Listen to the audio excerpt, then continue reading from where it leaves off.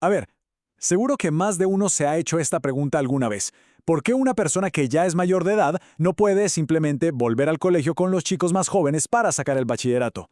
Es una duda súper común en Colombia y la respuesta, créanme, tiene mucho más de fondo de lo que parece. Ok, vamos directo al grano. La situación es típica. Alguien cumple los 18 o ya tiene más y quiere terminar la secundaria. Lo más lógico que se nos ocurre es, bueno, pues que se inscribe en el grado que le falta y ya está, ¿no? Junto a los demás. Parece lo más fácil, pero resulta que el sistema no funciona así. Y aquí es donde la cosa se pone interesante. La respuesta no es un simple no se puede y punto. Detrás de esta norma hay una combinación de factores bien importantes. Hablamos de protección legal a menores, de diferencias psicológicas gigantescas y hasta de la ciencia de cómo nuestro cerebro aprende en diferentes etapas de la vida. Para empezar a desenredar este asunto, tenemos que entender un concepto que es clave, la base de todo, la norma de la extraedad. Aquí es donde entra la parte, digamos, legal del asunto. Y lo primero que hay que dejar claro es esto. No es una decisión que se le ocurrió a un rector o a un colegio en particular. Para nada. Es una política nacional que viene directamente de la ley, en concreto del Decreto 1075 de 2015, que es como el gran manual de reglas para el sector educativo en el país. Entonces, ¿qué significa oficialmente esto de la extraedad? Es el término técnico para cuando hay un desfase importante entre la edad de una persona y el curso en el que debería estar. Si un estudiante tiene 2 o más años por encima del promedio para su grado, ¡pum!, entra en esta categoría. Ahora, una vez que el sistema identifica que alguien está en extraedad, no es que lo saquen y ya. Lo que hace es reorientarlo. Se le guía hacia los programas de educación para adultos, que están pensados y armados específicamente para las necesidades y el ritmo de alguien que ya no es un adolescente. Listo. Ya vimos la parte legal, pero ahora vamos a lo humano, que es donde esta norma cobra todo su sentido. Vamos a ver por qué es casi como tener dos mundos completamente diferentes en un mismo salón. Esta es probablemente la razón más poderosa y más fácil de entender. La diferencia de madurez entre un adolescente de, digamos, 15 años y un adulto de 19 no es solo de 4 años en el calendario, es un abismo en términos de cómo ven el mundo, cómo sienten y cómo se relacionan. Pensemos un segundo en el contraste. Por un lado, el mundo del adolescente, que gira alrededor de sus amigos, de la vida del colegio, de ir formando su identidad. Y por el otro, el mundo del adulto, que ya tiene cédula, que es 100% responsable de sus actos ante la ley y que muchas veces ya está pensando en trabajar o hasta en sostener a una familia. Son literalmente dos universos con reglas muy distintas.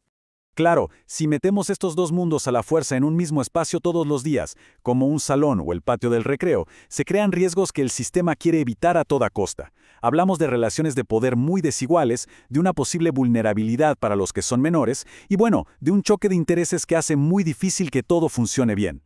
Y todo esto se apoya en un principio que es fundamental. Los colegios no solo tienen la misión de enseñar, tienen una obligación, que de hecho es constitucional, de proteger la integridad y el bienestar de los menores de edad que tienen a su cargo. Es una responsabilidad enorme. Pero esperen, que hay otra capa más en esta explicación, una que es fascinante y que tiene que ver con cómo aprendemos. Porque resulta que no aprendemos de la misma manera a los 10, a los 15 o a los 25 años. Y aquí llegamos a una diferencia clave, pedagogía contra andragogía. La pedagogía es lo que todos conocemos del colegio, un método diseñado para enseñar a niños y adolescentes, con un ritmo y una estructura para mentes que se están formando. Pero la andragogía es la ciencia de enseñarles a los adultos, y es otro cuento. Tiene que ser flexible, práctica, ir al grano y conectar con las experiencias que esa persona ya tiene. Imagínense por un momento a una persona de 20 años en una clase con métodos, juegos y un ritmo pensados para niños de 14. La experiencia puede ser súper frustrante. Se puede sentir fuera de lugar o que lo tratan como a un niño o simplemente aburrido porque el contenido no le ve aplicación a su vida real. En Colombia, la forma práctica en que se aplica esta enseñanza para adultos tiene un nombre: CLEI. Son los ciclos lectivos especiales integrados. Y en palabras sencillas, son programas que le permiten a un adulto, por ejemplo, hacer 2 grados en un solo año, avanzando mucho más rápido y a un ritmo que se acomoda a su vida y a sus metas. Entonces, si vamos uniendo todas las piezas del rompecabezas, vemos que la política se puede resumir en 2 ideas centrales que van de la mano: protección y pertinencia. Y aquí está la conclusión. La norma no busca perjudicar a nadie. De hecho, es todo lo contrario. Con una sola política se logran dos objetivos gigantes y súper importantes. Por un lado, asegurar que los menores estén en un ambiente seguro, y por el otro, garantizar que los adultos reciban una educación que de verdad les sirva, que sea relevante para ellos.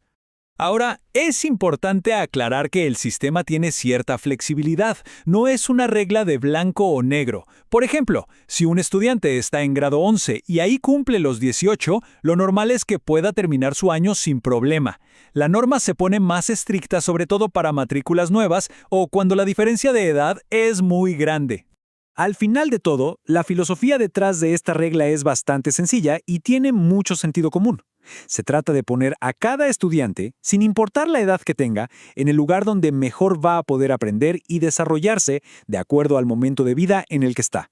Y bueno, todo esto nos deja con una pregunta más grande para reflexionar. Ya vimos por qué es tan importante adaptar la educación a la edad, pero si vamos más allá, ¿de qué otras formas tendría que cambiar nuestro sistema educativo para que de verdad sea útil y relevante en cada una de las etapas de nuestra vida? Ahí se las dejo.